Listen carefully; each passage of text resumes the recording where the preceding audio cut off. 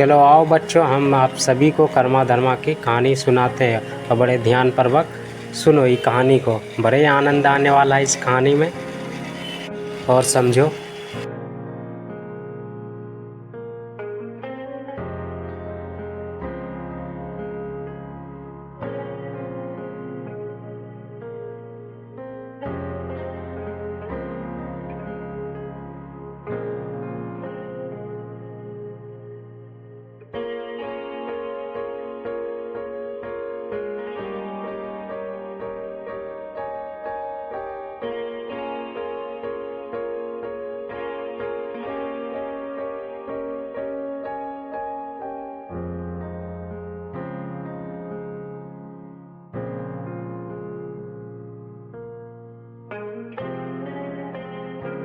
का स्नान हो।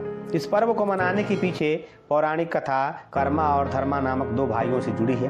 कहा जाता है कि दोनों भाइयों ने अपनी बहन की रक्षा के लिए अपनी जान को दांव पर लगा दिया था। दोनों भाई काफी गरीब थे।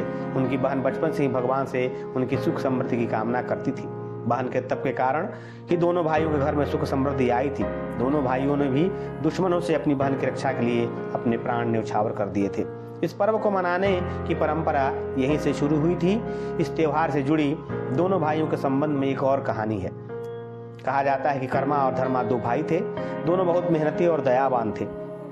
कुछ दिनों बाद कर्मा का विवाह हो गया। उसकी पत्नी अधर्मी और दूसरों को परेशान करने वाली थी। यहाँ तक कि वह धरती माँ के ऊपर ही मार पैसा देती थी, जिससे कर्मा को बहुत दुख हुआ। वह धरती माँ की पीड़ा से बहुत दुखी था और इससे नाराज होकर वह घर से चला गया। उसके जाते ही सभी के भाग्य फूट गए, दुर्दिन आ गए और वहाँ के लोग दुखी रहने लगे। धर्मा से लोगों की परेशानी नहीं देखी गई और वह अपने भाई को खोजने निकल पड़ा। कुछ दूर चलने पर उसे प्यास लगी। दूर एक नदी दिखाई दी, लेकिन नदी में पानी नहीं था। नदी ने धर्मा से कहा कि जब से कर्मा भाई यहाँ से गए हैं तब से हमारे कर्म फूट गए हैं। कुछ दूर जाने पर आम का एक पेड़ मिला। उसके सारे फल सड़े हुए थे। उसने भी धर्मा से कहा कि जब से कर्मा गए हैं तब से हमारा फल ऐसे ही बर्बाद हो जाता है। ऐसे ही रास्ते में कई लोग मिले जिन्होंने धर्मा से ऐसी ही बात कही।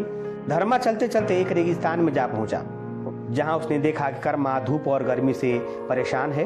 उसके शरीर पर फोड़े पड़े हैं और वह व्याकुल हो रहा है। धर्मा उसे समझा बुझाकर कर्मा को लेकर घर चल पड़ा। रास्ते में जो लोग मिले थे सबको सत्कर्म की शिक्षा देते हुए कर्मा अपने घर पहुंचा, जहां उसने पोखर में कर्म की डाल लगाकर पूजा की और जिसके बाद पूरे इलाके में फिर से खुशियां लौट आई और सभी आनंद से रहने लगे। धर्म और संस्कृति